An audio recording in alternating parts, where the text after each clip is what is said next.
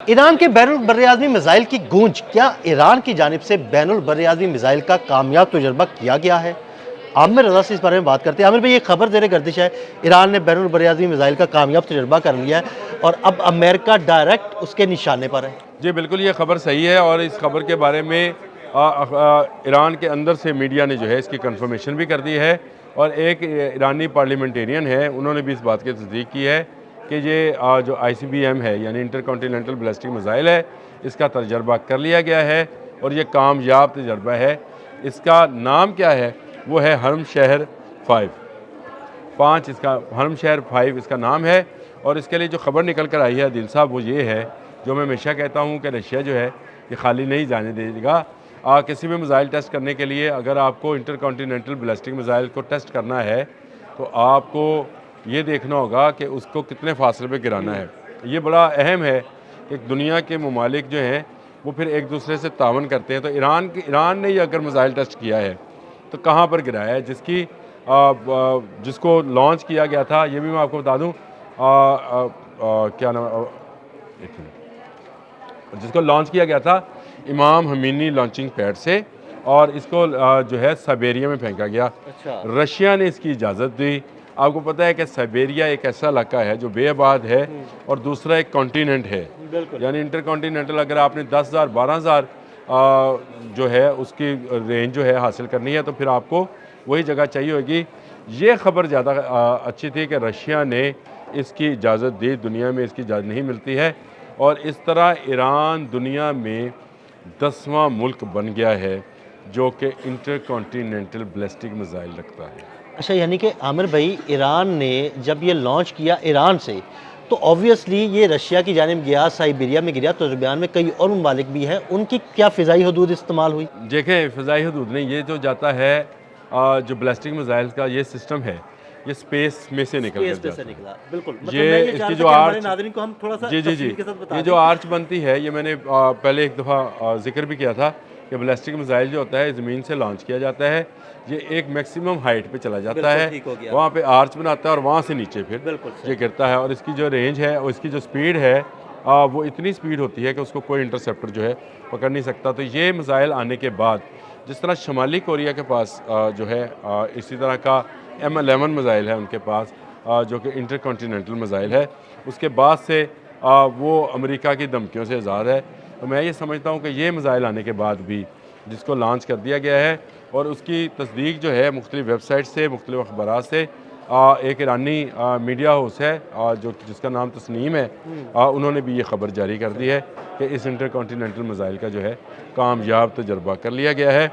और ये तजर्बा को आज से चंद दिन पहले किया गया है, यानी ये 26-27 जनवरी के करीब किया गया है।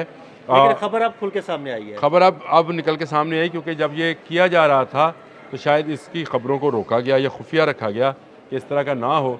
लेकिन अब जो इमेजेस आ गए, और मैं आपसे कहूँगा कि आपको मैं वो वीडियो भी देता हूँ जिसमें इस इंटरकॉन्टिनेंटल बैलिस्टिक मिसाइल को जो है वो चलाते दिखाया कि आप पता नहीं इसको चला सकते अच्छा हैं, आमिर नहीं भाई, चला कुछ दिन सकते। पहले हमने एक वीडियो किया था, उसमें आपने ये बड़े क्लियर अल्फाज में कहा था कि बहुत जल्द अमेरिका को एक सरप्राइज मिलने वाला है इंटरकॉन्टिनेंटल मिसाइल की सूरत में। चौथा सरप्राइज ये बॉक्स चौथा खुल बॉक्स गया। खुल गया है, चौथा सरप्राइज चौथा बॉक्स। सरप्राइज बॉक्स खुल गया। और ये इंटरकॉन्टिनेंटल मिसाइल जो है ये इजराइल के लिए नहीं है, ये किसी मिडिल ईस्ट के लिए नहीं है, उसके लिए उसके पास इससे पहले की बहुत सारी सीरीज़ हैं। जैसे मैंने ये बताया, ये हरमशहर 5 है, उसके बाद खैबर चिकन है, शहाब की सीरीज़ है पूरी 1 2 3 के नाम से, वो सीरीज़ मौजूद है।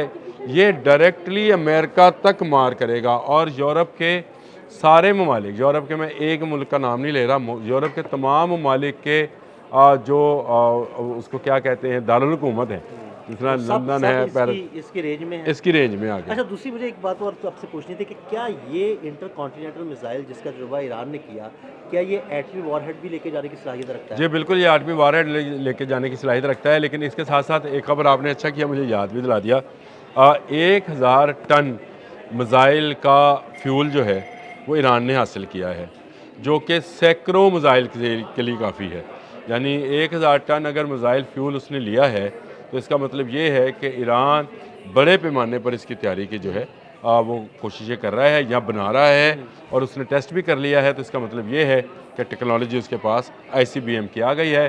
मैं पहले भी ने कहा था कि उसके पास मिसाइल्स की एक लंबी रेंज है जिसमें क्रूज़ और बैलिस्टिक मिसाइल्स जो हैं वो मौजूद हैं, लेकिन ICBM जो है, मैंने उस वक्त भी ये खबर दी थी कि उसकी तैयारी और चंद दिन में मैं ये खबर देने वाला हूँ कि ये ICBM के जो है तजर्बा हो जाएगा। इसीलिए और कुछ जब दिनों से ये अमेरिका की चीखें निकल रही हैं और अमेरिका कह रहा है कि अपना मिसाइल प्रोग्राम को महदूद करो। अब आ जाए कि तुर्की में भी, इस्तांबुल में भी ईरान के साथ बैठना इसलिए चाह रहा है, वो ये चाह रहा है कि अपना उसका मिसाइल प्रोग्राम रोल बैक हो जाए, उसका न्यूक्लियर प्रोग्राम रोल बैक हो जाए।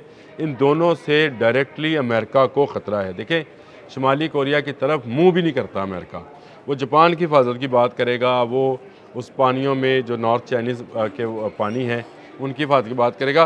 वो वहाँ से उसको इतना बड़ा ख़तरा है कि शुमाली कोरिया से अपना इब्राहिम लिंकन निकाल कर वो यहाँ ले आया है, और यहाँ पर भी उसके जो है उसको ICBM का सामना होगा। अगर देखें ईरान पर हमला किया जाएगा तो ईरान जस्टिफाई करता है कि वो अपने मिसाइल्स का रुख जो है अमेरिका की तरफ कर दे। अगर आपके मुल्क पर हमला होगा तो आप जस्टिफाई करते हैं कि आप दूसरे के मुल्क पर हमला करें। ये हो नहीं सकता कि आप आंखें बंद कर लें कि बिल्ली आ गई या कबूतर खा जाए। ईरान वो कबूतर नहीं है, ये मैं बार बार कहता हूँ। ईरान ने पाबंदियों में वो टेक्नोलॉजीज़ हासिल की हैं जैसे नॉर्थ कोरिया ने सारी टेक्नोलॉजीज़ अपनी पाबंदी के दौर में हासिल की हैं। जब आप ममालिक पर पाबंदी लगाते हैं तो फिर उनके लोग जो हैं वो इस बात में होते हैं कि हमारी सालमियत ख़तरे में है। जब ये किसी कौम के अंदर सराहियत कर जाए ये वाली बात कि उनकी सालमियत ख़तरे में है, तो फिर वो टेक्नोलॉजी के हसूल के लिए दीवाना वार काम करती है। ईरान ने दिफाई टेक्नोलॉजी के हसूल में दीवाना वार काम किया है, और मैं हैरान हूँ कि किस खामोशी से वो काम करते हैं कि आज वो फाइटर प्लेन बना रहे हैं, आज वो जो है मीडियम रेंज बैलिस्टिक मिसाइल बना रहे हैं, इवन आप दोजे जो है ना वो तामीर कर रहे हैं, शॉर्ट रेंज बना रहे हैं, और अपनी आप दोजे बना रहे हैं, और अब ICBM बना रहे हैं। तो ये एक बड़ी ख़बर है, मेरा ख्याल है। बुरी ख़बर तो है अमेरिका के लिए, बड़ी ख़बर है ईरान के लिए और पाकिस्तानियों के लिए कि हमारा दोस्त हमसाया मुल्क जो है ईरान इस काबिल हो गया है कि उसने ICBM बना लिया, इंटरकॉन्टिनेंटल बैलिस्टिक मिसाइल, जिसकी इस वक्त मुख्तलिफ़ जगहों से तस्दीक आना शुरू हो गई है।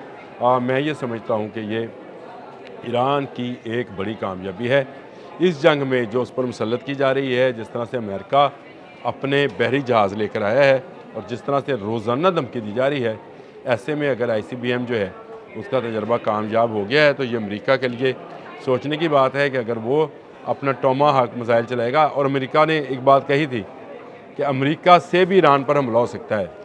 ये आपको याद होगा, American secretary of state for defence जो थे, उन्होंने ये बात कही कि अमेरिका हमें जहाज़ की ज़रूरत नहीं है, अमेरिका से भी ईरान पर हमला किया जा सकता है। तो अब मेरा ख्याल है अली खामनेई ये कह सकते हैं कि हमें भी ज़रूरत नहीं है किसी जहाज़ की, हम भी ईरान से अमेरिका पर हमला कर सकते हैं, और फिर इस ICBM को जो है कोई मुल्क दूसरा रोकने वाला नहीं, दरमियान में कोई मुल्क नहीं होगा। और ये ICBM जब टकराएगा तो अमेरिका की सारा गरूर जो है खसो खचाक में बह जाएगा। लेकिन अल्लाह ना करे कि ये मिसाइल चलें। हम तो चाहते हैं कि जंग ना हो, और जंग का होना जो है वो मौत की अलामत समझा जाता है।